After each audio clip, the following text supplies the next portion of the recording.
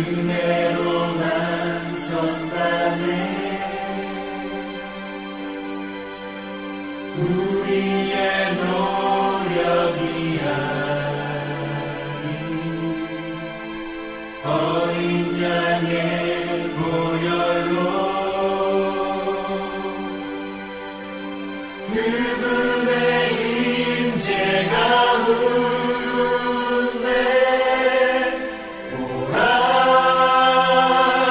하시네. 우리를 부르신 그곳 은혜로 들어가네.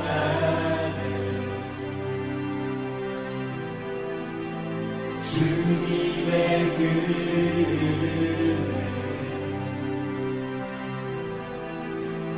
주님의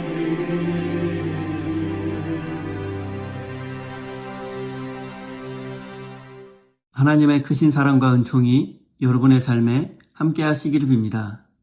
오늘은 로마서 11장 1절에서 2절 그리고 29절에서 32절까지의 말씀을 함께 나누겠습니다. 다 같이 화면을 보시면서 함께 읽겠습니다.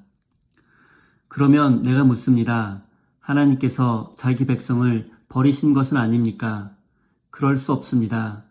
나도 이스라엘 사람이요 아브라함의 후손이요 베냐민 지파에 속한 사람입니다. 하나님께서는 미리 아신 자기 백성을 버리지 않으셨습니다. 여러분은 성경이 엘리야를 두고 하신 말씀을 알지 못합니까?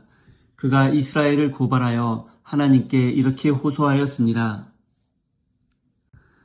하나님께서 주시는 고마운 선물과 부르심은 철회되지 않습니다.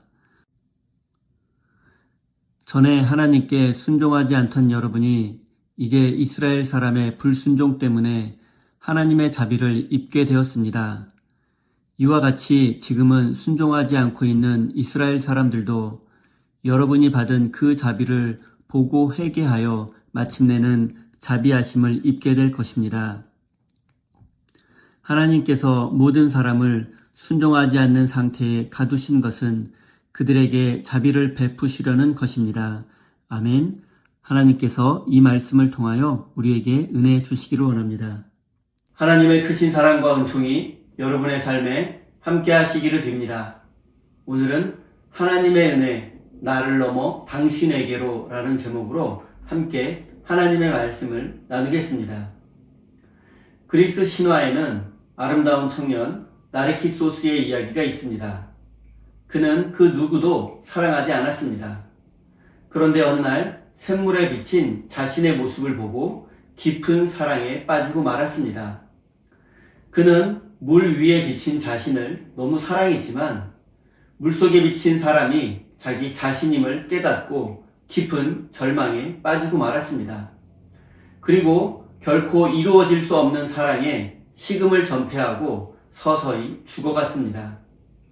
우리는 흔히 나르키소스를 단순한 자기애의 상징으로 보지만 심리학적 관점에서는 자기 몰두의 비극이라고 할 수 있습니다.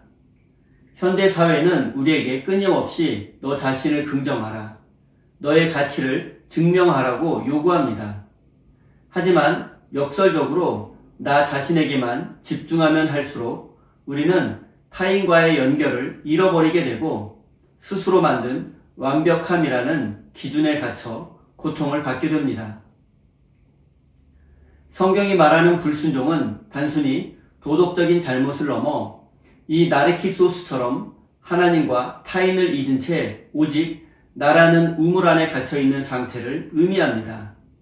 그리고 오늘 본문에서 사도 바울은 이 좁은 감옥을 깨고 나오는 유일한 열쇠로 하나님의 긍휼을 제시합니다.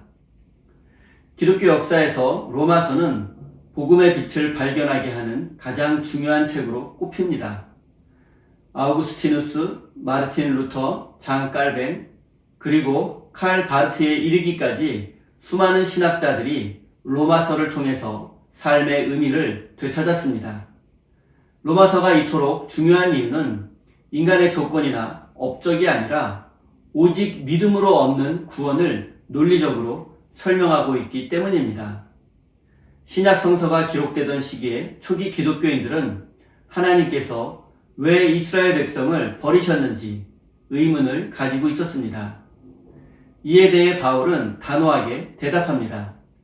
하나님은 당신의 백성을 버리지도 포기하지도 않았다고 말입니다.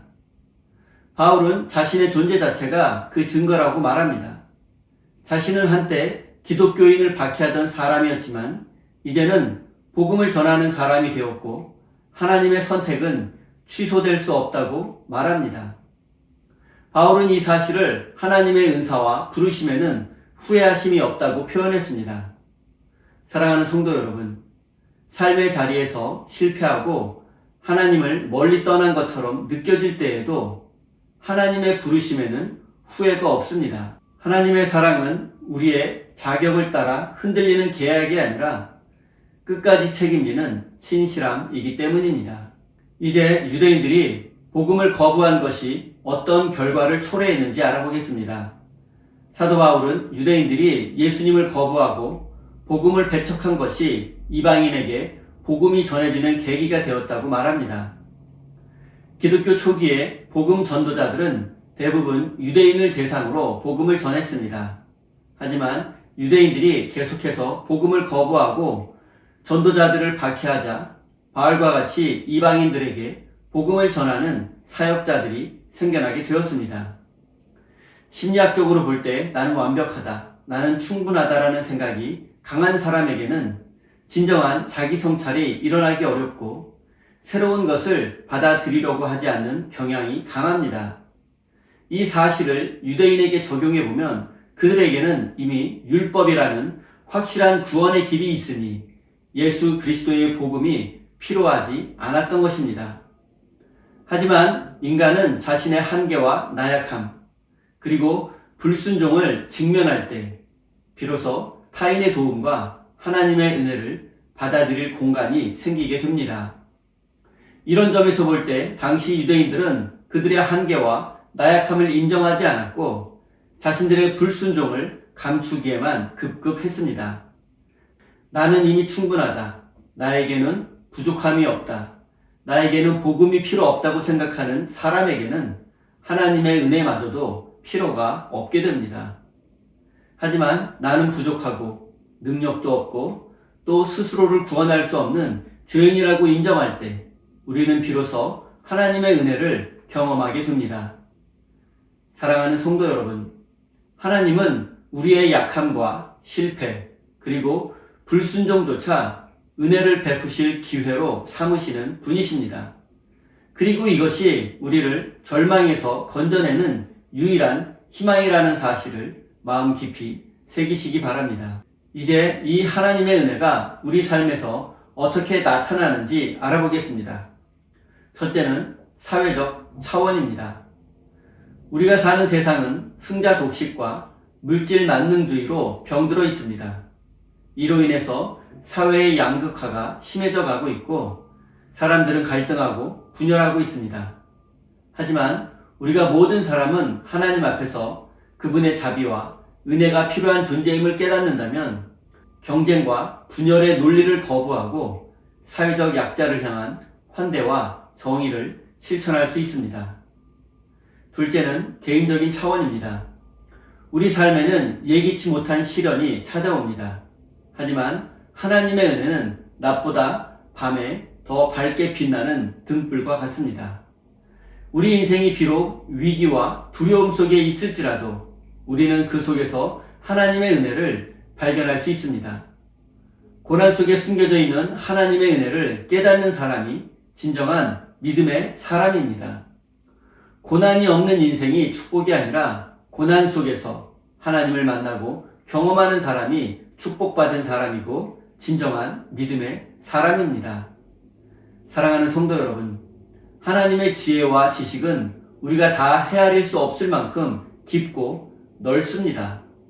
세상은 여전히 불순종과 불신앙으로 가득 찬 것처럼 보이고 때로는 우리 자신의 모습에 실망하기도 합니다. 그러나 우리는 결코 포기하거나 절망하지 않습니다. 우리의 불순종조차 은혜의 기회로 바꾸시는 하나님의 사랑을 믿기 때문입니다.